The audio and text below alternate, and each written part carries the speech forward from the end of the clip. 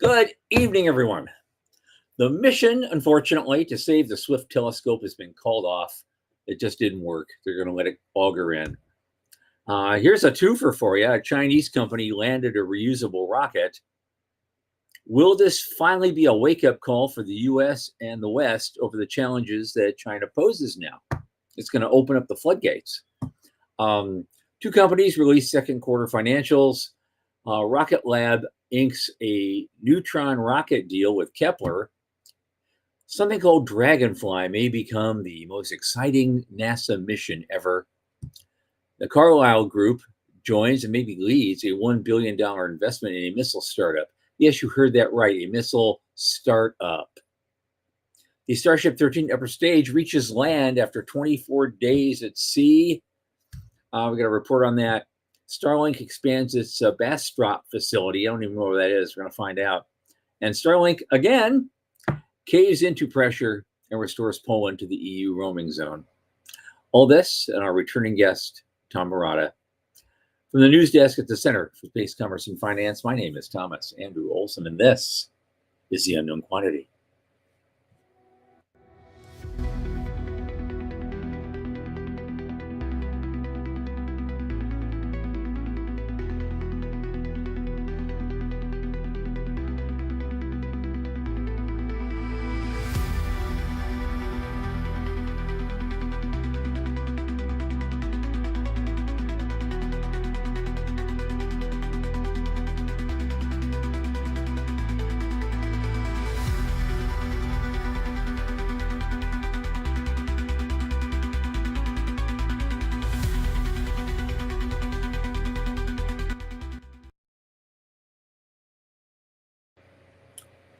As you know, this program is brought to you by the Center for Space Commerce and Finance. We champion and strengthen emerging space startups and space-adjacent enterprises worldwide through advisory, access, and advocacy. Our legendary pitch events and world-class boot camps fortify startups to be better investor-ready. There's going to be a lot more on that coming in the future, so stay tuned for those announcements. In addition, this podcast, which has become kind of a crown jewel of our activities, is largely supported by our listeners and fans like you. So just go to cscf.space/support. Click that Plain as Day donate button. $10, $25, $50, $100 even. It's not a lot in the grand scheme of things, but it makes a big difference for us. And in the U.S., it's tax deductible.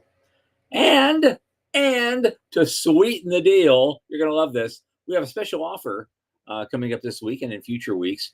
Donors are going to receive a free special report in their inboxes that we just published today on the first 25 years of new space and how we went from nothing to a $700 billion industry in the space of a single generation. It's an amazing story, inspiring material.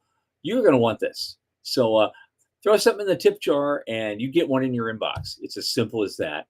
Thanks in advance. Don't forget to like, subscribe, and tell your friends. Speaking of friends, my longest space friend, Michael Lane, who just finished harvesting his lotus flowers, is here with us. Come on in. Namaste. Namaste. You must smell really strange now, too, having those flowers. All stuff all over that pollen. How are you? I'm okay. Yeah, we published a pamphlet today. We published a special report. It's a big deal. And it is a big deal. And I think it's going to turn to something bigger, honestly. But I'm not going to announce that part yet because I have no idea what it's going to be or when. But this thing is really, really cool as a standalone project. And with the help of a lot of people, especially Sean, and some great technology, we got this thing done in about 36 hours. Right. Yeah. No, it's remarkable. It is. I'm gonna put it up on screen for a second longer because I want to point out some stuff. But it is. Well, maybe I'm not. Maybe I'm not. Am I? I am. You're not. Okay, there it is. So 0 to 1, right? Like, let's just let that sink in for a second. This $10 million prize really started with Diamandis and crew standing up on a stage at St. Louis and basically asking the Rotary to fund his $10 million prize, which they didn't, by the way. And it started out as a $500,000 prize that then the insurance companies took on. Like this little industry of ours is amazing.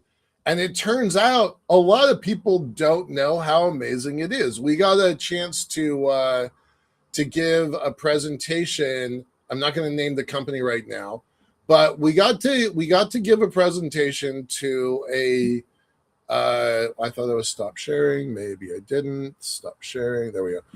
We got to give a presentation to a major company this week that has nothing at all to do with space. And Sean and Tom absolutely knocked it out of the park. Absolutely. And they each came up with a report to showcase this industry that we're in. So Tom took the history and what he showcased in this little new booklet. We started from basically nothing as an industry, and in 25 short years, we're a $700 billion agency. I looked it up today. That is equal, it's about 10% bigger than the state of Arizona's gross domestic product, and it's about 10% bigger than Austria's gross domestic product. I mean, we have gone from nothing to something pretty dang fast. So hats off to Tom for putting together the historic perspective, and hats off to Sean for describing the future, right? Where are we now? And then where do we get to 10 years more from now? So now, great job, both of you. I just want to say thanks to both of y'all. I think you guys will love it too. A little in the tip jar, you get it. So thanks for that in advance. But before we start, I mean, I want to say hello, everybody. Veronica's here. We missed you too. Morty's back. So Morty's back. I guess so. He's Mr. Merry Man now. Congratulations, good for you. I want to say Joe Luttrell though, because he mentioned, maybe it was after the show, he talked about he was saying there's no killer app for space. Mm-hmm. Okay, so Sean and I talked about this too. And my opinion is there are actually multiple killer apps, and we already are working in one right now, and we've had it since 1999. It's called the CubeSat. Mm-hmm. And given what you read in the book, you'll understand why. It's opened up the floodgates to everything. I really got this industry kickstarted. So we already have a killer app. It's the CubeSat, invented before the term new space was invented, even. So there you go. I think there will be multiple killer apps as time goes by and we develop certain different capabilities. As we go on and build the industry more and we get more to the moon, we start developing things. I think there are going to be multiple killer apps that are just going to keep that growth flowing. And we'll just kind of slowly transition from one to the next and the next to the next. And you may not even notice it. So if I'm still around in 25 years to write a follow-up, we'll see what's going on. I would love to see this as a year-by-year breakdown, because I think there's so much going on. There is. And it's all open. It's all a possibility. We're opening up floodgates of our own right now. So there you go. Okay, to the news. Doug's back too. We haven't seen Doug in a while too. It's old home week. Thanks, y'all. All right, let's get to it. We got a lot to do tonight. Yep, and we're getting better at doing it quickly. And this one's really short. After all the back and forth and all the reports we've done about the mission to save the Swift Space Telescope, they're officially calling it quits. They said we can't make the rescue ship work, and so we're just gonna let it go. Yeah, that's a drag. Thanks for trying, guys. Catalyst did the best they could. It was a rushed mission. They talked about it even before they launched. It was a rushed mission. When you consider the scope of it, it was only roughly $30 million for a spacecraft that's been operational for 20 years. And it was a good gamble. It didn't work, but it was a good gamble. So I hope that NASA does things like that, fast tracks things to take a little bit of risk. And even if it didn't work, it was a really strong technology demonstrator. So pretty good. Pretty cool. Next up, this is kind of a back-to-back twofer. The floodgates are open because another Chinese private company, by the way, landed a reusable rocket. And so we're getting some competition. It's a big deal. It's vaguely important. And that brings up the topic because somebody else at the same day at Ars Technica said, look, the United States needs to wake up to the threat from China's space program. Yep. And the big question they asked in their article was, will China assert territorial rights where its rover explores?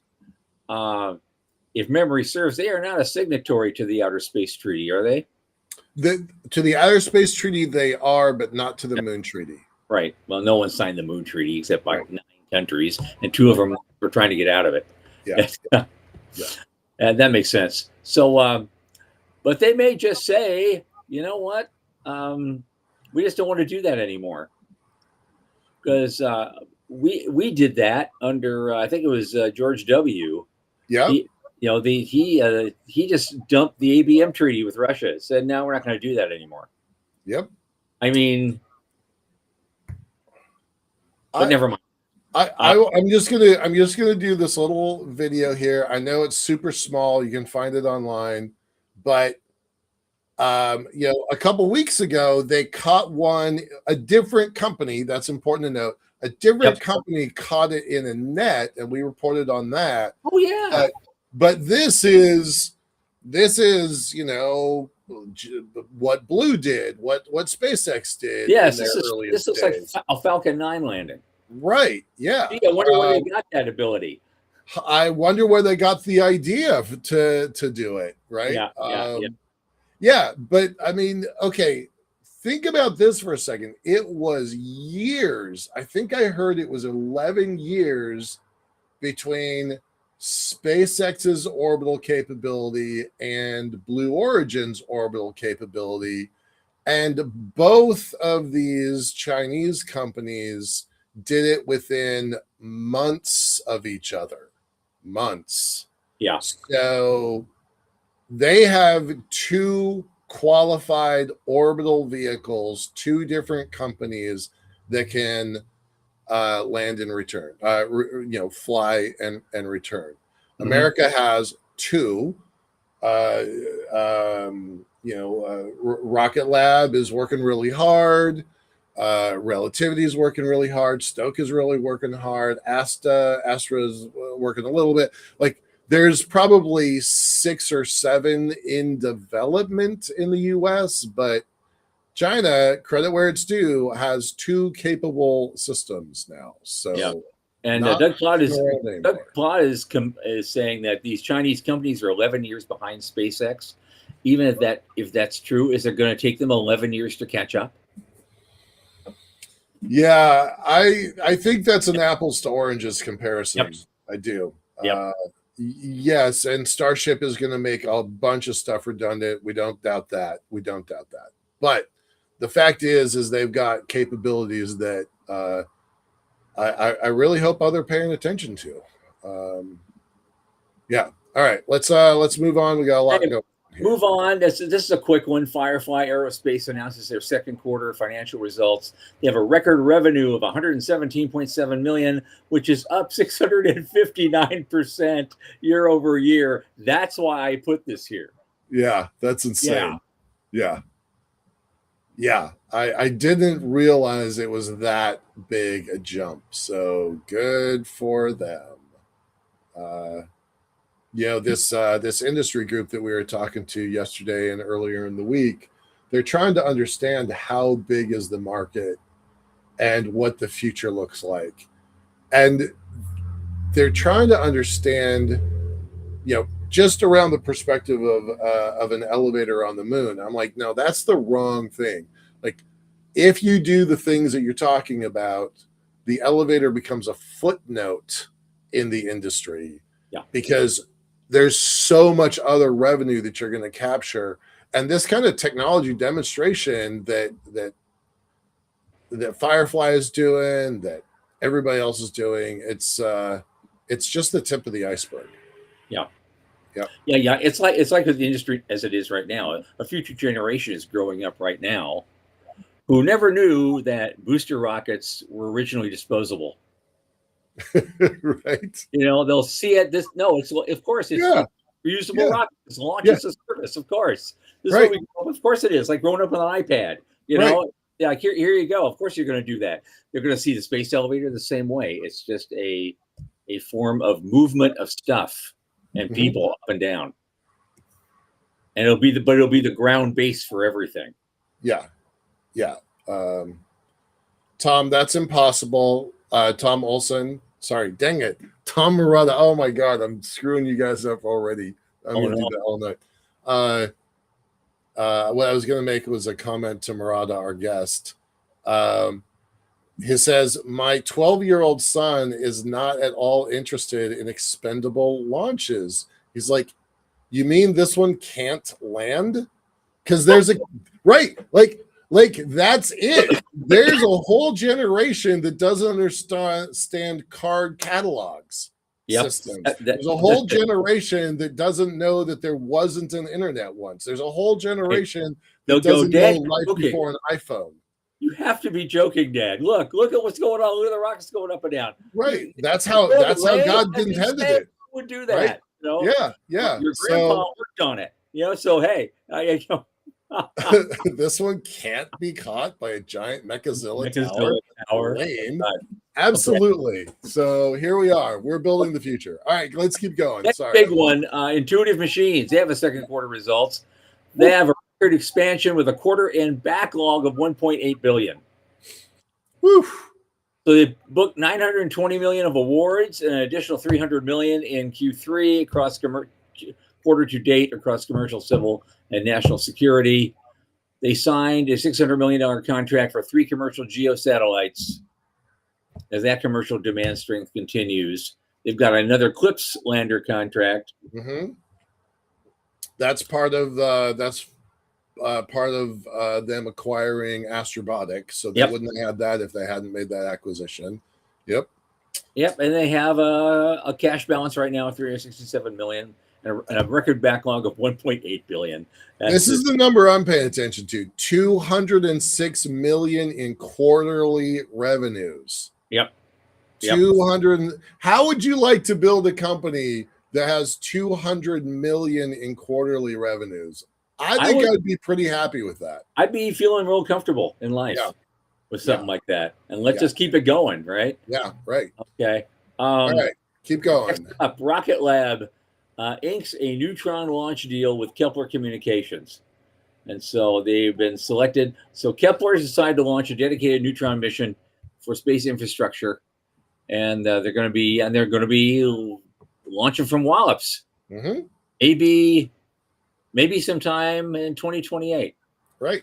Mars, Mid-Atlantic. What's R stand for? What does R stand for? Mid-Atlantic Rocket Space. I don't know what Mars stands for, but that's where they're going. Good for them. I don't think we've gone a week without reporting on Rocket Lab in 6 months. I feel like every single week we have another deal for Rocket Lab. Yeah, they built a new facility. They're getting a new office set up in Europe. They're doing everything right now. They're doing it right. Yep. And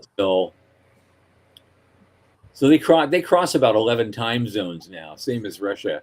They're launching in Alaska. They're doing stuff in Germany. Yeah. Good on them. Yeah. All right, this one I don't know. What's this thing about Dragonfly? Because I didn't read this article. I don't know what this Dragonfly is actually an automated mission to Titan. Okay. Moon of Saturn that actually has a thick atmosphere you could use for something other than look at, or for aero braking. They're sending a helicopter. Huh. So Dragonfly, they're sending a big helicopter, and that's going to do crap tons of exploration and data gathering like we could never do before. I dig that. I'm not going to say it's the most exciting thing NASA's ever done, but it's cool. All right, good. Most exciting mission this century is taking shape. I don't think I agree with that sentence, but I think it's a cool mission. So, Well, I mean, it's going to launch this thing. It's going to be buzzing around in the atmosphere, but they're also they're not searching. It says it's not. They're not searching for signs of life, but prebiotic chemical processes. They're actually common on both Titan and Earth. Chemistry that predates biology on Earth, so we could learn a lot about how things developed on our own planet under the right conditions by just studying that chemistry. Apparently, it's more common than we think. So that makes it important, I think. it is. It is. It is. I wish that NASA would just one day decide they wanted to look for life, because I think they always shy away from it instead of directly look for it. But I love it. Let's move on. We got other stuff to talk about here. Absolutely, absolutely. Here we go. Yeah, we got a few minutes. Okay. This is just a real quick one. Again, the Carlyle Group joined a $1 billion investment round in a missile startup called Castellium. That's insane. Yeah, it was the word startup that caught me. A startup at $1 billion from Carlyle Group, probably the leader on that one. But yeah, also has J.P. Morgan Chase and Andreessen Horowitz. A lot of biggies. And they're making a Blackbeard hypersonic missile. Do you remember the days when we would ridicule people? They would come in with a PowerPoint that says, if you give me $1 billion, I can do blah, blah, blah. And we're like, that's insane. Stop doing that. Focus on what you can accomplish. Bring it down smaller. Develop a minimum viable product. And now people are going out and getting funding. I mean, look at our guy from StarCloud with his $400 million and 88,000 paper satellites, right?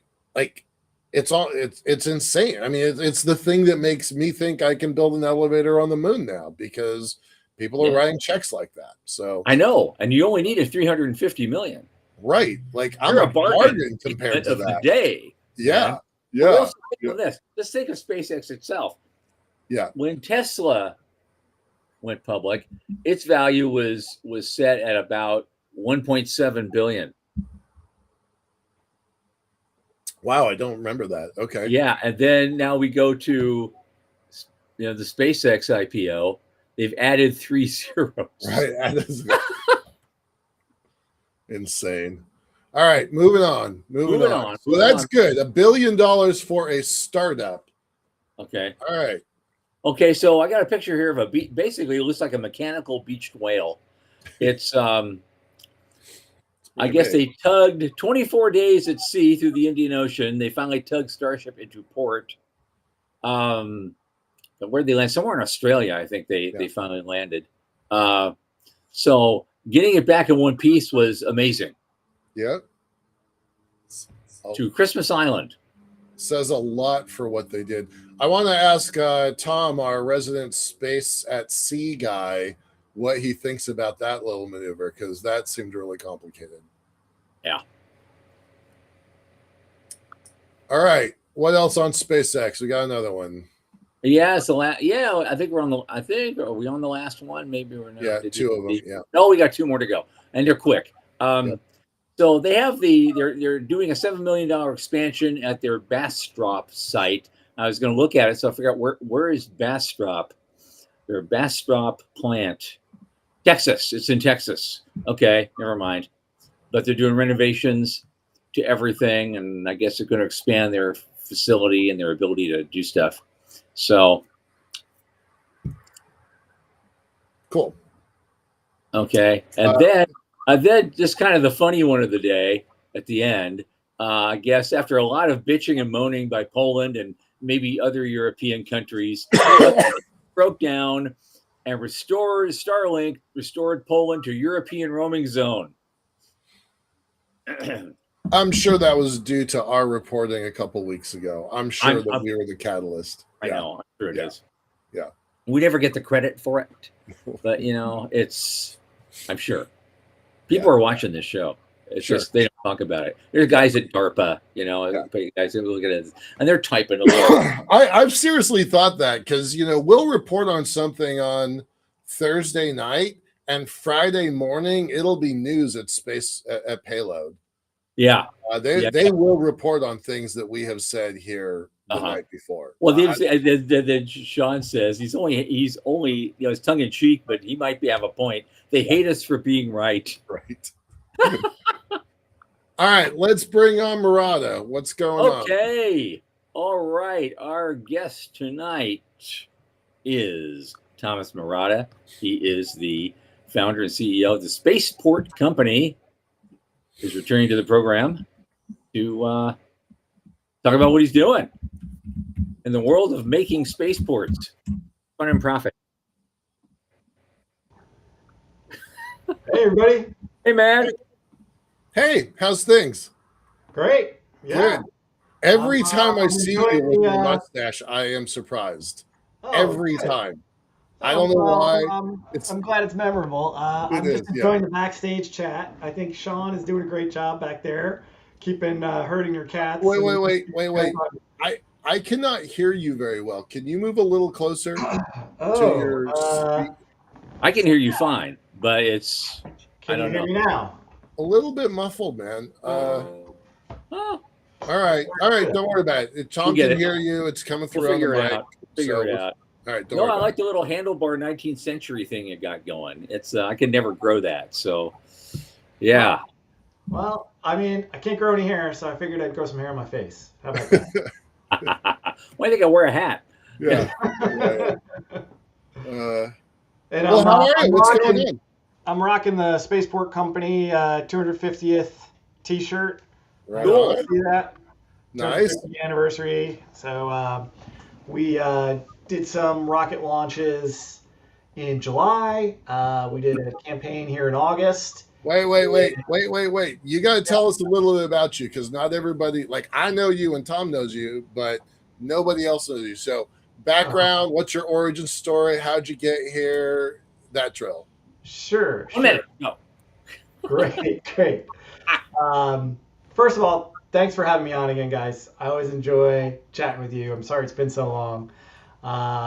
For those who don't know me, my name is Tom Marrotta, CEO and founder of the Spaceport Company. And what we do, very simply, is we launch rockets from ships at sea. We're creating and operating unique infrastructure solutions for the aerospace industry. My background, very briefly, a pretty eclectic background, trained as a city planner. My first job out of college was with a startup company called the Liftport Group, which a lot of people might know of, and went on to become a city planner. Like I said, I was a foreign service officer, served overseas in Europe and Africa and Iraq, transitioned my federal service over to the FAA. So for 5 years, I worked in the FAA's rocket office and saw the industry grow. SpaceX, Blue Origin, Rocket Lab, all the names that you've been discussing in the news here, helped see them grow. And then for about a year, I worked at Astra, lived the pain of trying to find cost-effective and reliable and predictable launch pad access, and thought, gosh, somebody needs to address this demand-supply imbalance between, increasing demand for launch ranges and test ranges and the lack of supply. So started the Spaceport Company in 2022. The orbital launch industry was a very different place in 2022 than it is today. Essentially, SpaceX has consolidated a lot of its hold over the industry. And so we pivoted from focusing on orbital launch to missile testing, drone testing, weapons development.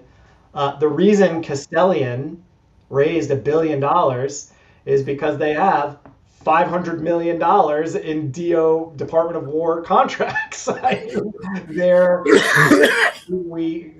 is a lot of weapons development happening in the United States right now because the world is a very unstable place, unfortunately. Every missile needs a new test range. Building new test ranges is essentially impossible, just like it's very hard to build a new Cape Canaveral.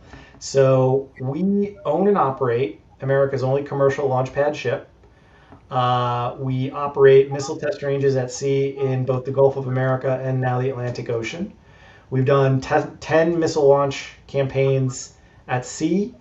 We have multiple contracts from both the government and commercial entities like Lockheed Martin, Crossbow, and others. And we do have assets available for orbital launch. We have marine assets available for that right now. And so if any small launch providers are out there looking for additional launch pads or their first launch pad, I would love to hear from you. Right on. I have a news story that I'm not sure that you mentioned that I would love to talk about. Okay. I just got an email from Ars Technica. The title was "Satellite Industry in Launch Crisis." Apparently, it is becoming very hard, if not impossible, to book a Falcon 9 after 2028. Yep. When did we cover that? This last Monday. We covered it on Monday. Last Monday. Yeah. No, we're very aware of that. They're freaking out, man. They're completely freaking out. Is that accurate? Is it? It is absolutely. It kind of feels like many in the satellite industry just don't have a ride to space after 2028. They don't. It's a real problem, and it's worse because a couple months ago, Blue Origin, who would have naturally filled that void, they cut that program. And so all of a sudden, if you take Falcon 9 out of the equation and don't have a replacement with Starship, you're left with second and third tier rocketry, which puts us right back to 2005.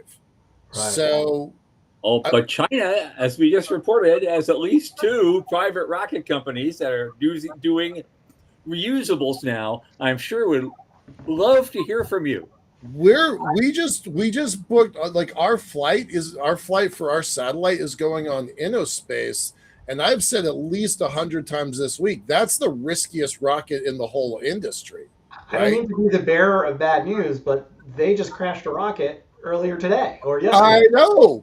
I know. Riskiest rocket in the industry. You should ask for a discount, Michael. We were supposed to fly in November, and God knows when we're going to fly now. You know what? Back in the day, almost every Atlas rocket that was built blew up until John Glenn sat on it. Yeah. Then they didn't dare. Yeah. All right. So your perspective, right? You've got orbital capability ship. Describe your ship, because I haven't seen like a life-size picture of it. So right. So we have multiple marine assets now. Since the last time we came on, we've tested what we call our tri-sub. It is a semi-submersible proprietary platform. It's basically a very small floating oil rig. It is intended, again, for military applications, so to be a counter drone, counter UAS missile launch platform. So that's our smallest platform. And then the next largest platform up from that is our ship. It's a former Navy ship. It's 180 foot long by 40 foot. And so we've done some larger missile tests for customers and IRAD from that. But you couldn't launch an orbital rocket from either of these platforms. They're just too small. Yeah. And the ship it has to remain crewed during operations due to Coast Guard regulations. It's not advanced enough to have the dynamic positioning and the thrusters to remain in place without crew on it. So that's out. But we do have access to larger, they're called lift boats or jacked up platforms, where it's a barge. You build up the small, the expeditionary launch pad on the barge. Barge gets towed out, it puts down legs, and the thing lifts up. And so we have access to those. And then we have access to regular, just large deck barges. And we completed, again, it was another DoD contract, a design process to launch up to a launch vehicle up to 100 tons in gross liftoff weight, Wow. something along the scale of a Firefly Alpha from a deck barge from anywhere in the ocean. So the challenge that we've had up until very recently, well, we still continue to have this challenge, is no customers, right? The orbital launch industry, like I said, has been dominated and is still dominated by SpaceX, but with SpaceX choosing to exit the rideshare market, as well as the boom, let's call it, in the interest in AI data centers and potentially AI data centers in space. I'm wondering if what's old is new again. Might there be a resurgence in launch, right? For at least 3 years now, 4 years now, going to a venture capitalist and saying, I want to start a rocket launch company has been the kiss of death. They're like, Right. I'm not interested. That's a stupid idea. I wonder if that's changing. My thought is, SpaceX at any moment could crush this market by saying, oh, we're going to do rideshare on Starship. Right. So on the other hand, their Starship will be entirely occupied with launching AI data center satellites and Starlinks. Yeah. Right, and there's a Pez dispenser as well. They could change all that, of course, but I'm curious to hear your thoughts on the dynamics. Right, I feel like SpaceX is still the elephant in the room and is still very much driving the bus when it comes to launch in the West, at least. Again, I think I can see why the satellite providers are so upset about this. Yeah. Simply because it's not just a matter of Musk saying, okay, well, everything's going to be Starship now. Put all my eggs in Starship, and we can launch 10 times as much stuff, and rideshare and all that, and it'd actually be more economic for you if you get on board. But you know what's going to happen, as you said, AI data centers are going to take priority, and all the stuff he wants to do on the moon is going to take priority. And so there's still a shortage, even if he has a launch cadence of 100 a week. Beanhoff just posted something. I read about it earlier today. It's really important. I'm going to put his post up here. Hey, Pastrito, glad you're here. Thanks. I'm glad you're paying attention to this one. This is from Dallas. There have now been 2 companies that have bought a whole SpaceX launch and are offering availability to other companies, right? So this is almost a back door to a ride share. We know both of those companies. We're actually pretty close to both of those companies, and I have been told in good confidence that while they were able to buy these launches, SpaceX has said, no, we won't sell you a Falcon 9 after 2029. Yep. They've asked for, can we buy multiple entire Falcon 9s, every 2 years or every 18 months, and SpaceX has just said no. They're burning the ships. They're going straight to Starship. There is a whole industry right now that's feeling like bait and switched. Right, a whole industry. Well, there's just a lack of competition is what it is. It's been the same story for 5 years. We've been talking about this as a monopoly environment, and that we're kind of held hostage by a very mercurial leader of a. And I don't begrudge Elon Musk. No. But this is an opportunity, right? This is a great opportunity. I've been saying for a while we need more rocket companies. You just talked about all these companies that are raising hundreds of millions, billions of dollars. Maybe it's time for some of that to go into launch.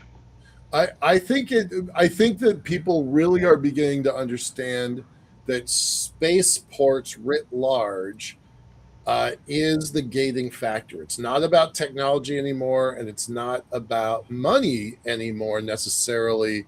But if you don't have a place that you can actually go from, they're not making any more Cape Canaveral. There's no more room there. There's no more, we kind of pivoted from launch to launch sites, and right. I like that. I appreciate that. but a launch site needs rockets, right? Right. Yep. So, but you're spot on. I mean, part of the reason we're seeing so much demand for our services is because they're not building any more Cape Canaverals, but they're also not building any more White Sand Missile Ranges or China Lake, Right. sea test ranges. These are kind of exquisite facilities, and it's very challenging to take away someone's beach or someone's seaside access to Right. build a military test range today, or even a commercial spaceport. Yeah. So. Yeah, Joe. We talked about the two China companies earlier in the show during our news segment. Tom, Olson, go. Yeah, here's the thing. Just I think it was only a couple of years ago. Space Fund, they have this ongoing list they have on their website of all the different companies and new space companies and what they do, and how many are out there, startups, mostly in the startup world. And at the time, they said there were 112 companies involved in launch. And so, from what I'm hearing from you guys, I guess 100 of those companies don't matter, and they're not doing squat. Right, most of them are gone. I wouldn't say that. I mean, building a launch company is extremely capital intensive. Yep. And for many years, there was not the SpaceX was suppressing competition. They were being good capitalists. Again, don't begrudge them for that. There was no financial incentive for investors to put money into a launch company when SpaceX could just launch, at below cost in some instances, or at cost. And Rocket Lab figured this out by finding a niche and being reliable, but their timing was exquisite. And Rocket Lab, I would argue, was no longer a launch company. They're a components company that just has a launch, a vertically integrated launch service inside of the company. Just like SpaceX is not really a launch company. They're not even anymore a satellite internet company. They're an AI company. If you look at their So, we said that a while ago. I'm going to challenge you. I think you should tackle point to point as a real thing. Say, here's our pitch deck. We're going to do point to point from Seattle to San Francisco, and I think that is a market. I'm just going to put that out there and do that. But we need a rocket. We are not in the rocket business. We are selling the shuttles. We are selling the spaceports, and so we have the assets to support that for a relatively small rocket. Something Electron sized or Astra sized. Yeah, I mean, if there was a rocket company out there, I'll give a shout out to Bill Bruner and New Frontier Aerospace. Right, they have a vertical takeoff and landing rocket plane. It's essentially perfect application for what you're describing. And he has been a big believer in the spaceport company for years, and we are a big believer in his company because it's the perfect complement.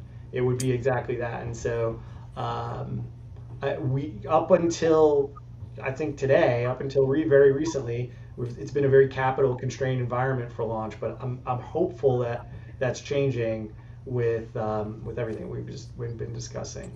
I'm going to do a shout out to Pastrudo here. Joe, did you hear what Tom just said? Because I really hope you were paying attention to that part. All right. So tell us about Expo. Expo. What are they called? Crossbow. They pronounce the name of their company Crossbow. Yeah. Crossbow. Yeah. So they just got a big pile of money. Also, does any of that flow your direction? Well, they bought our services, so it's always great when you have a product or a service and sell it for more than it costs for you to make, and so that's what we're in the business of doing, right? They are developing a missile, a counter drone missile called Buckler. Currently, when in places like the Strait of Hormuz. We're using $3 million Patriot missiles to shoot down $50,000 drones. And the Patriot system is exquisite. It's great. It works excellent. But there's not a lot of them, and they're really expensive. And so the Department of War has been dumping money into the development of cheaper interceptor missiles. And Crossbow has a solution. Lockheed has a solution. I think Castellian has there's lots of companies that have a solution. Crossbow needed to test this thing in a threat representative environment, and they engaged the spaceport company to launch their Buckler test missile from our ship in the Gulf of America, and so we did that in July. It was outstanding. We did multiple launches. They gathered lots of data, and you'd have to check in with them, and they'd be good to have on the show. But I think they've closed a couple of contracts since then, and so we're just pleased to have been able to help them get to the pad faster and to iterate faster. That's the purpose of the spaceport company. Getting to the pad is really, really, really hard, and getting to the pad a second time is really hard, right? Like, you get to the pad once, and then maybe you scrub or something doesn't go right. It might be another 6 months before you can get on the pad again. We did multiple launches in the same day. They were able to do multiple launches in the same day. Now, this is a very small rocket, but it was. I was very happy that we were able to give them that opportunity to gather data. They were great to work with, but they're not the only company we're working with. We're happy. We did some work with Lockheed last year as well. They were great to work with. Lockheed just announced that they launched a not on our range, but a counter drone missile from a sail drone boat. It's like a robot boat that has a 4-pack of missiles that could come out of it. So a lot of that technology was tested on our range last year before they went off and did it in another place with another company. So yeah, we're it's not what we intended the company to originally be. We really wanted to do commercial orbital launch, and we still hope that comes around. But in the meantime, we're helping a lot of these companies gather data and mature their systems as fast as they can. So, yeah. Very cool. Yeah. Tom Olson. I'm going to do this all night long. I know. God.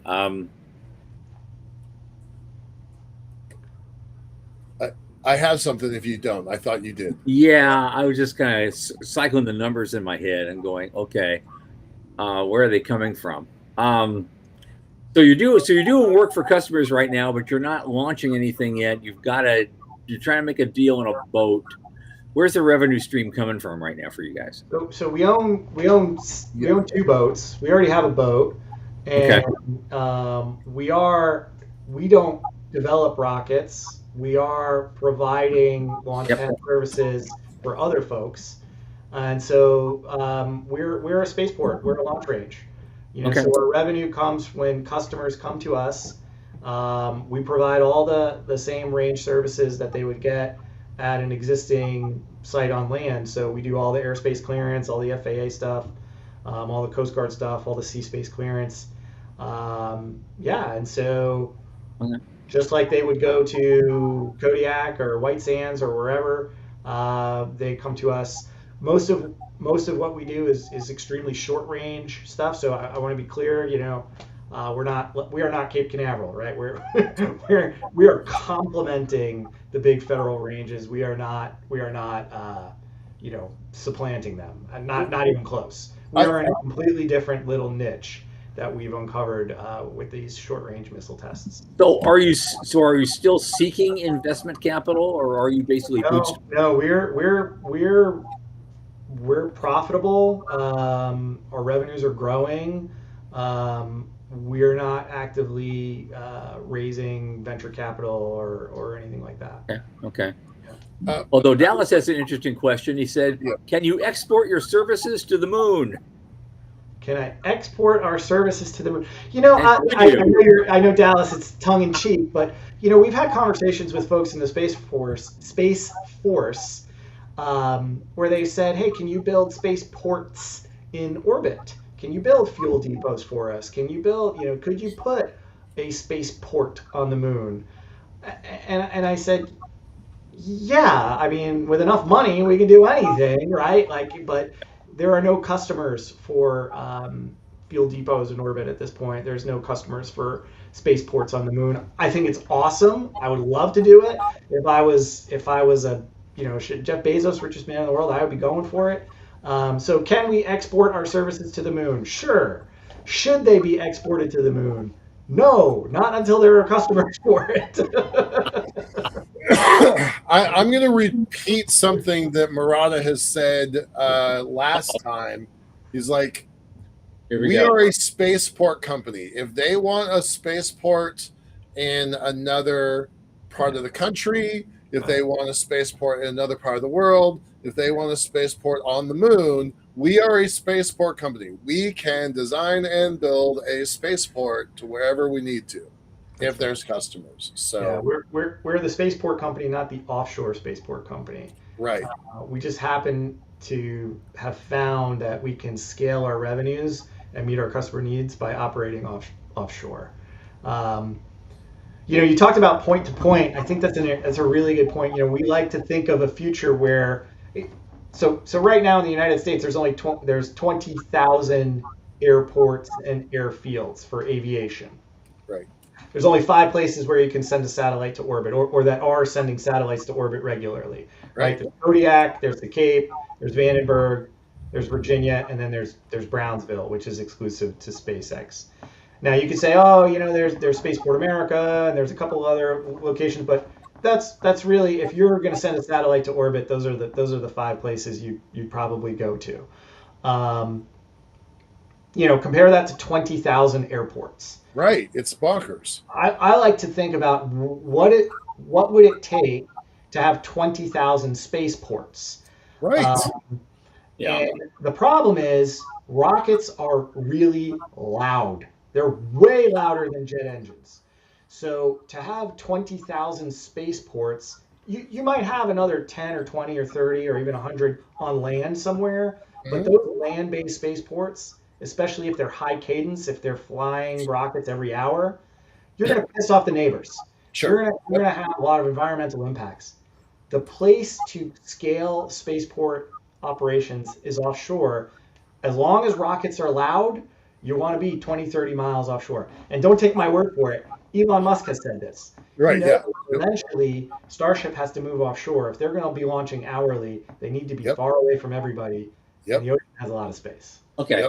So I've heard talk for years and years about actually converting airport property into a spaceport-enabled type of thing. Sure. I presume what they're talking about, though, is horizontal launch, which we don't see a lot of right now. Yeah. What are your thoughts? Yeah, so that's been done before, and I see Dallas's comment about Louisiana. So I want to hit that first. I'd be curious to see what happens in Louisiana, Dallas. I think he's referring to SpaceX's rumors, almost confirmed plans. The governor of Louisiana is going to make some big announcement about SpaceX next Tuesday. It's assumed that they're going to build a launch site in Louisiana. SpaceX built Brownsville expecting to launch multiple times a day from Brownsville, and they have been frustrated in that, not because of physical constraints. There's no physical reason you couldn't launch policy, relations, neighbors. It's politics, it's regulations. I think they're going to run into that same challenge in Louisiana.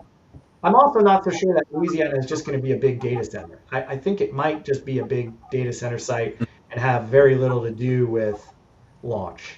So to be determined. Regarding horizontal launch at airports, co-locating rockets and airplanes, that's been done before, right? Like Mojave is Mojave Air and Spaceport, right? Where Virgin Galactic operates out of, and I think it's where Stratolaunch currently operates out of. So absolutely, it's been done before. Historically, horizontal takeoff spacecraft have just not been as cost effective as just conventional vertical launched rockets, because the cost of maintaining that airframe is really, really expensive. It has to fly almost every day, and there just hasn't been the cadence yet to justify the maintenance expenses. Pistrudo learned that the hard way. He learned that the hardest possible way. in the show. I don't know who this guy Joe Pastrito Yeah. is. I feel like I need to know. You probably want to look him up. I'm just gonna say you guys probably want to be friends. But in any case, I mean, there's no reason you couldn't have. Again, there's no technical, physical reason you couldn't have co-located airports and spaceports. It's just historically, the aviation industry also has not liked mixing rockets with planes. Commercial aviation, very low risk, extremely safe, super highly regulated. Rockets, still pretty risky, still pretty volatile. Like the commercial aviation guys do not like having bombs that you purposefully light on fire and shoot in the air in the same air as United Airlines, So. Yeah. In our last 5 minutes, I want to talk about scale in the future. So, how big can your platforms be? Yeah. How, if you had a customer that wanted a Seattle to San Diego route, could you also put that in every major city of every major port in the world? Yeah. I think yes. So, how can you scale to that? Yeah, so there's absolutely no, we've looked at, the short answer is every city on a major waterway, so think not just the oceans, but the Great Lakes, places like that could have a spaceport, absolutely. So there could be hundreds of spaceports, and they could be linked by point-to-point rockets. That's the hardest part of that is building the point-to-point rocket, right? The platforms are relatively trivial. At that point, it's more of a financial challenge of having enough traffic coming in and out of that platform to justify the expense of maintaining the platform. There's also a last mile challenge. So like Uber Air will be a great solution. Having unmanned helicopters picking people up 20 miles offshore and bringing them to downtown San Francisco or downtown Seattle or whatever. That's a lot better than a ferry that might take 2 or 3 hours. Right. But you think about when I go to the airport here in DC, it might take 2 hours for me to get to the airport. So a 2-hour ferry ride, okay, maybe it's not so bad. But Uber Air and unmanned kind of drones in the future will fix that. So yeah, totally feasible. How big a platform can we get? We know how to build platforms big enough to serve Starship. We have people on our team who worked on the oil rigs project before we started the spaceport company. We're in conversations with the Space Force about those concepts. Extremely highly capital intensive. What range is that? Is that 100 million? Is that $1 billion? Is that 100 billion? So SpaceX wants to have a boat that floats that can drive around the whole ocean, launching and catching starships. That's probably on the scale of $10 billion. We're looking at like building an aircraft carrier, something larger than that. Okay. We think there are other ways to do it that are not mobile, that are fixed, that look more like an oil rig that's attached to the seabed, or something even simpler that could be 2 orders of magnitude cheaper, like much cheaper. But Elon wants what Elon gets, so that's why they haven't done the fixed platforms yet. They're hoping to figure out a way to have that mobile system come to fruition, is my understanding. Sean is saying take 2 aircraft carriers and switch them together as a catamaran. Marrotta, were you there at Liftport when we came up with that 3 ship plan? Yeah. I am 100% committed that is going to be what you guys ultimately build. So if you want those designs, let me know. All right. Operating ships is really, really expensive, and you need to have a lot of cadence to pay to maintain them. That's the trick. You need to have a lot of demand. So we got 1 minute. Tell us what 5 years from now looks like and 25 years from now. Go. Oh gosh. So 5 years from now, we'll have there'll be daily Starship launches. There'll be Stoke will be operating pretty regularly. You'll have 1 million satellites in orbit. Chinese space program will have collapsed. And 25 years from now, 25 years from now, gosh, Point I'll to be point. retired in my O'Neill space colony at L5. Hey, Enjoying my, I don't know, whatever birthday I have at 25. 25. So, Right on. yeah. China collapses. That was unexpected. All right. Well, Thanks so much. I was gonna say, for me, if I'm still alive 25 years from now, I'll just be going up and down Michael's elevator as just a frequent guest because I won't have the mental capacity to know where I am anyway. But I'll be having fun. Drilling on the elevator buttons. Right on. And on that, Tom Marrotta, thank you for being with us. And we got to go because we have another appointment. And so on Monday, Janet Ivy Dusing, a longtime host of the popular series Janet's Planet, is going to be with us for the first time. I am very much looking forward to that. She's great. And I haven't talked to her in years. We will see you then, 8 p.m. Eastern, as always. For Michael Lane and Sean Key, I remain Thomas Andrew Olson. Keep watching the skies.